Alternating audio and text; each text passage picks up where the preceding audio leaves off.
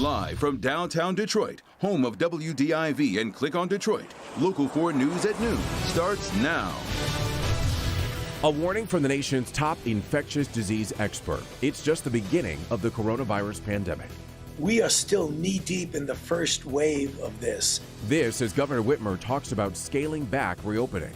We're going to continue to monitor the numbers. If they keep moving up, we're going to dial back if we have to. Now at noon, we take a closer look at the numbers, the governor's remarks, and what it could mean for Michigan. Plus, a 16-year-old dies after he's restrained by staff at a Kalamazoo youth center. And this afternoon, we're getting our first look at video of that tragic incident. And the summer swelter continues here in Metro Detroit, so much so a heat advisory has been issued. Our Brandon Rue has a look at just how hot it is going to get today. The weather, of course, topping our show here at noon. Thank you for joining us. I'm Evrod Cassimy. Of course, we do want to give you a quick look at a forecast with Brandon as we take a live look now outside through our Windsor Sky Cam at the beautiful Detroit skyline. It looks very inviting. Obviously not a good idea, but definitely taking a dip in a pool or a nice lake. Brandon, the heat index, what, could get near almost 100 degrees?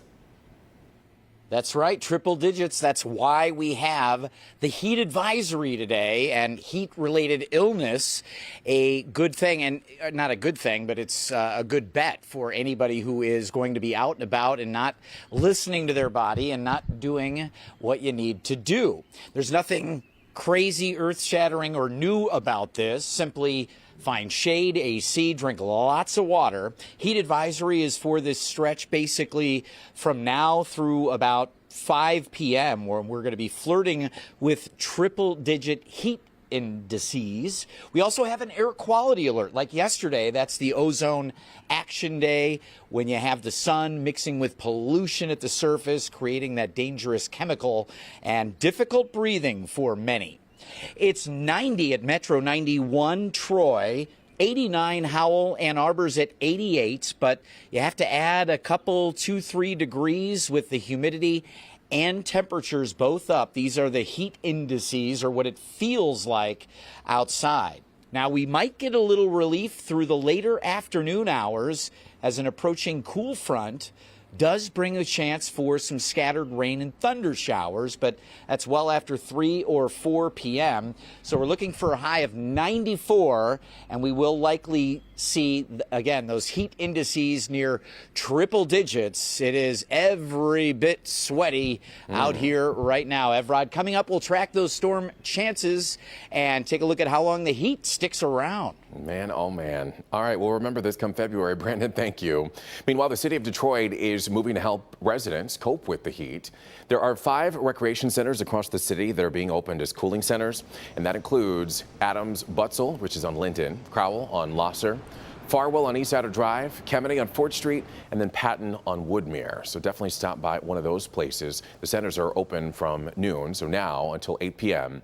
And they will provide personal protection equipment and bottled water for you. And the restrooms will also be sanitized every 2 hours to keep you safe.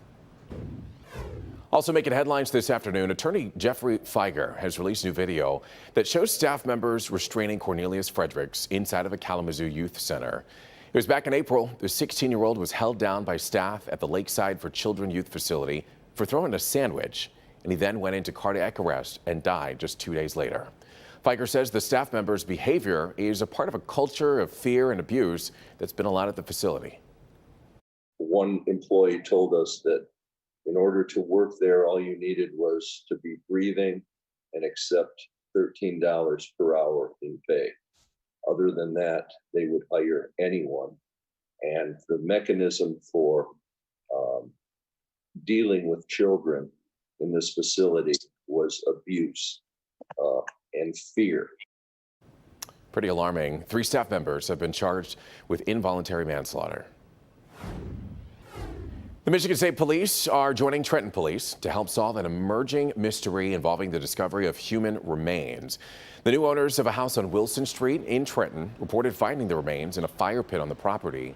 Tests are underway now to find an identity. The home was owned by a man who actually died in a shootout with police down in Tennessee just last month. A search is underway for a woman who had lived with that man in the home. Of course, we'll update the investigation coming up a little bit later on Local 4 News at 5 o'clock. A simmering workplace dispute boiled over into violence at the FCA Sterling Heights assembly plant last night. Police say one worker stabbed another in the plant parking lot during a lunch break. And investigators say the dispute started about a week ago over one worker allegedly cutting in front of the other at the plant gate. Now, the stabbing victim is in critical condition right now. That suspect is in custody. New at noon, Governor Gretchen Whitmer says that she's, quote, prepared to take heat if she has to institute new restrictions in reaction to rising COVID-19 cases here in Michigan. COVID-19 is still very present here in Michigan and across the country, obviously. We have taken Herculean efforts to push our curve down. We've saved thousands of lives. Michigan has been on the forefront.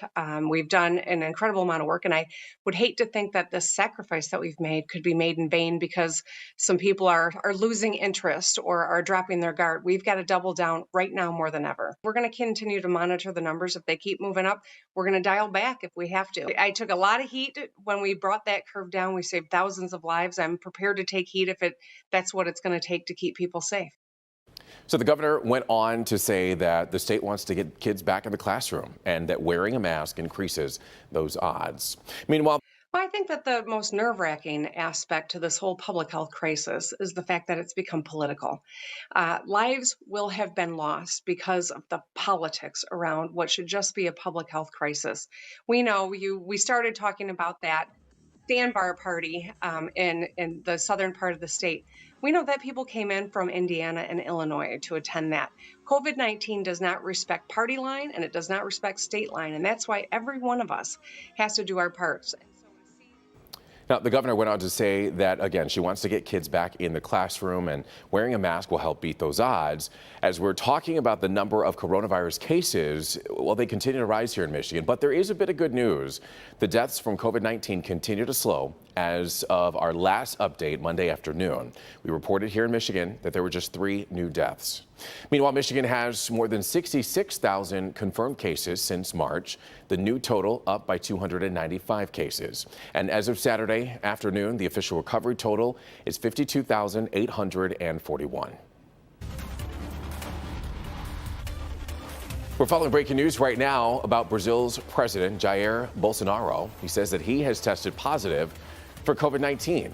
Now, he has come under scrutiny for downplaying the pandemic, often skipping wearing masks when in public.